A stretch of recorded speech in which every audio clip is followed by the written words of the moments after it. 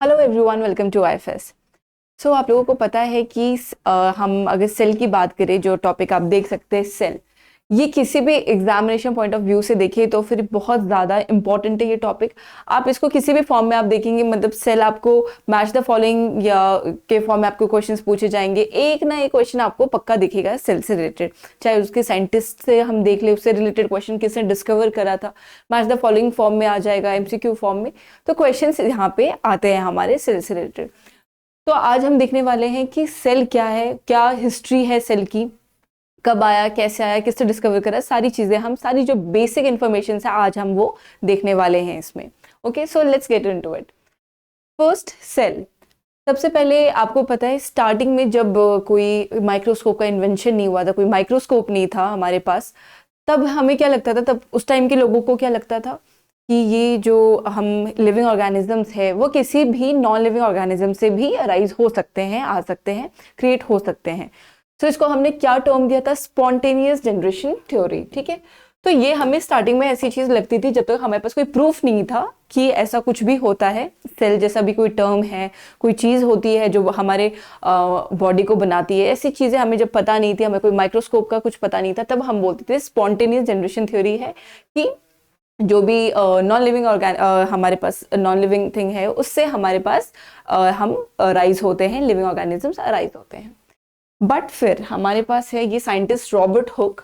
ये नाम आपने बहुत पहले ही, अपने बचपन से आप ये नाम सुनते आ रहे होंगे, तो फिर बहुत ही फेमस साइंटिस्ट है जिन्होंने ये कंपाउंड माइक्रोस्कोप के अंडर कॉर्क, तो उन्होंने क्या करा, एक कॉर्क लिया, पीस ऑफ कॉर्क लिया, उसको माइक्रोस्कोप के अंडर प्लेस करा एंड देन उन्होंने ऑब्जर्व करा, उन्होंने देखा माइक्रोस्कोप के अंदर कि ये जो कॉर्क है, जो पीस ऑफ कॉर्क है, इसके अंदर उन्होंने कुछ चीजें, कुछ बॉक्स जैसी चीजें देखी।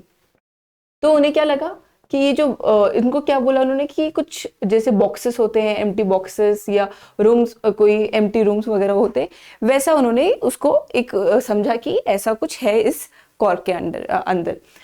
तो उन्होंने क्या करा, इसको नाम क्या दिया, ये जो उन्होंने ऑब्जर्व करा उसको उन्होंने नाम दिया सेल। ठीक है, जिसको लैटिन, जो लैटिन टर्म है उसको हम बोलते हैं सेला, जिसको हॉलो स्पेस भी बोलते हैं या एम्प्टी रूम भी बोल सकते हैं, बॉक्स भी बोल सकते हैं, जो खाली है एकदम। ठीक है, तो उन्होंने ऐसे कोई खाली सी चीज देखी जिसे उन्होंने नाम दिया सेल।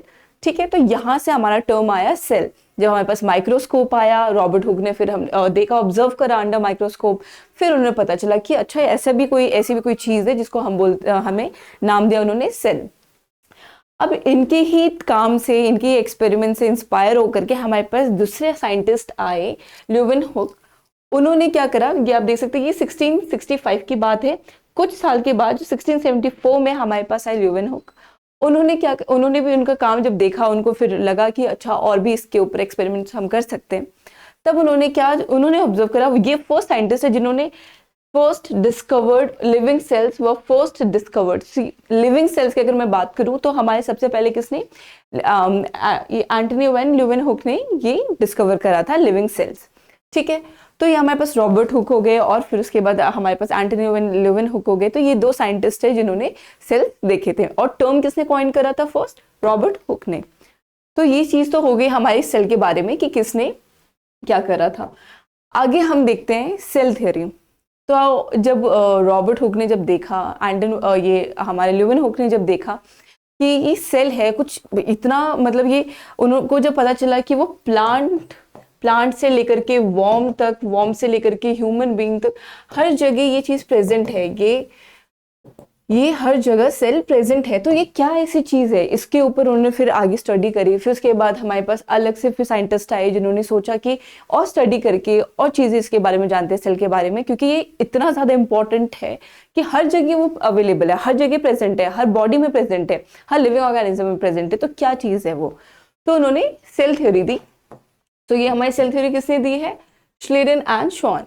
ठीक है, तो इन दोनों साइंटिस्ट ने, ये नाम बहुत ही ज्यादा, आप ये हमेशा कभी भी आप ये नाम देखेंगे साथ में देखेंगे, बहुत ही ज्यादा फेमस है। और आप अपने साइंस, जब से आपने 6th-7th क्लास से आप ये नाम सुन रहे होंगे, जब से सेल आपने पढ़ा होगा 9th-10th से, आपको ये नाम पता होगा, राइट।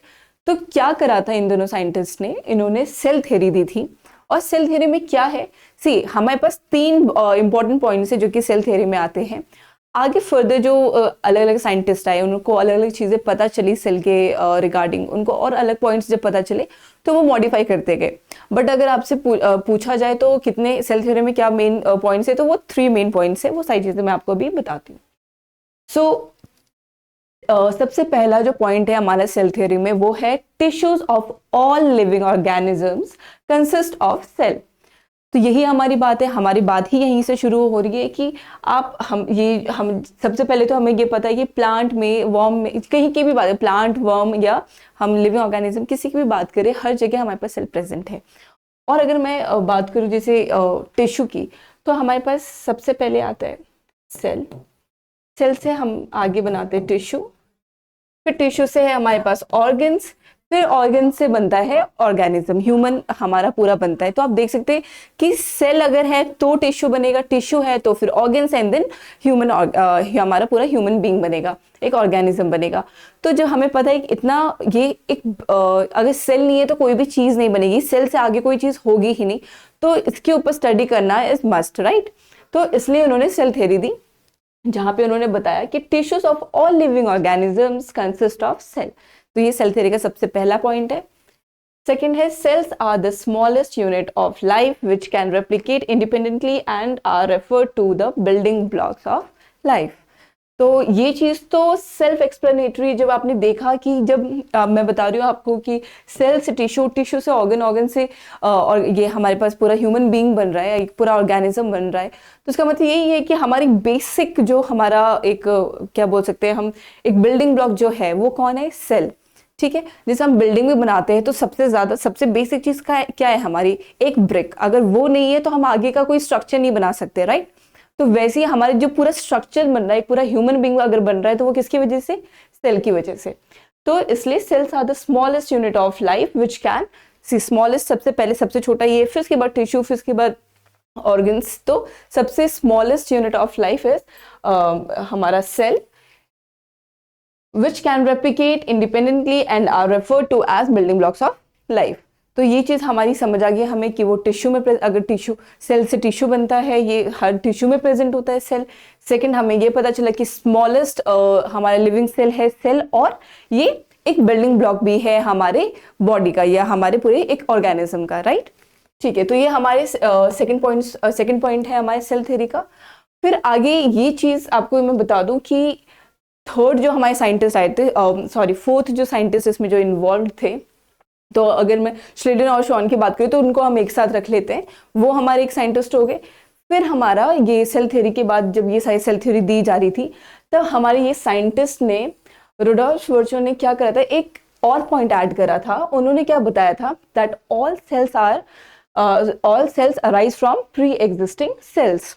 ठीक है, तो अभी हमने क्या बोला था, जब हमारे पास माइक्रोस्कोप नहीं था तो हम बोल रहे थे कि स्पॉन्टेनियस जनरेशन थ्योरी हमने बताई, जिसमें किसी भी नॉन लिविंग से हम एक लिविंग ऑर्गेनिज्म क्रिएट हो सकता है, अराइज हो सकता है। बट यहाँ पे आप देख सकते हैं कि रुडोल्फ वर्चो ने हमें क्या बात बताई कि प्री एग्जिस्टिंग सेल से एक सेल पहले आया होगा, फिर जाकर के कोई दूसरा सेल आया होगा, फिर वो अलग रेप्लिकेट हो करके या उनसे आगे अराइज होने लग गए हमारे आगे के सेल्स। ठीक है, तो ये हमारा थर्ड पॉइंट है सेल थ्योरी का। ठीक है, तो सेल थ्योरी में हमारे रुडोल्फ वर्चो का भी कुछ ना कुछ कॉन्ट्रीब्यूशन है। ठीक है, the theory over the time continued to evolve and included the following components। ये चीज़ मैंने आपको पहले ही बताई कि हमारे जो मेन जो पॉइंट्स है जो आपको याद रखने हैं कि सेल हमारे, एक तो प्री एग्जिस्टिंग सेल से हमारे सेल्स राइज होते हैं और सारे टिश्यूज में सेल्स प्रेजेंट होते हैं और सेल एक बेसिक यूनिट ऑफ लाइफ है। उसके अलावा कुछ ना कुछ साइंटिस्ट ने अपना एक्सपेरिमेंट करा, मॉडिफिकेशंस करते गए और वो पॉइंट्स ऐड करते रहे। तो what are those points, see, all living organisms are made up of cells. तो ये चीज़ हमें पता है, हमारी बेसिक हमारी जो बेसिक यूनिट ऑफ लाइफ है सेल, वो अगर सेल नहीं है तो कोई ऑर्गेनिज्म नहीं बनेगा। तो ये चीज़ ये हमें पता है। Cell is the basic structure and function unit of life. So ये हमारा सेकेंड पॉइंट था। ये हमारा थर्ड, जो कि हमारे रुडोल्फ वर्चो ने ये पॉइंट हमें दिया था कि एक प्री एग्जिस्टिंग सेल से ही एक नया सेल बनता है। तो ये 3 पॉइंट तो थे ही। आगे के क्या पॉइंट्स ऐड हुए हैं, all cells have similar basic chemical composition. तो अगर ये एक टिश्यू है हमारा, ठीक है, तो ये टिश्यू यहाँ पे अगर कोई सपोज ये हमारा लिवर है, तो लिवर के जो टिश्यूज है उसके अंदर का सेल का जो स्ट्रक्चर है, या जो हम बोल सकते हैं कि बेसिक केमिकल कॉम्पोजिशन है जिससे वो बने हैं, वो अलग नहीं होगा। जो भी हमारे पूरे बॉडी में जितने भी सेल्स हैं उन सबका basic chemical composition are same, are similar. ठीक है। Cells acquire and utilize energy. तो ये हमारा ये कैसे, अगर हम बता रहे हैं कि सेल रेप्लिकेट हो रहा है, सेल आगे का सारे सेल इतने सारे फंक्शंस करते हैं, वो सारे फंक्शन के लिए सेल कहाँ से एनर्जी लेकर के आ रहा है, वो सारी चीज़ें कहाँ से हो रही, मतलब वो कैसे काम कर रहा है, तो उन सेल्स को एनर्जी की ज़रूरत पड़ेगी, राइट। किसी भी रेप्लिकेशन के लिए या आगे का कोई भी प्रोसेस, कोई भी फंक्शन कर रहे हैं वो, उन सब के लिए उनको कुछ ना कुछ एनर्जी चाहिए, राइट।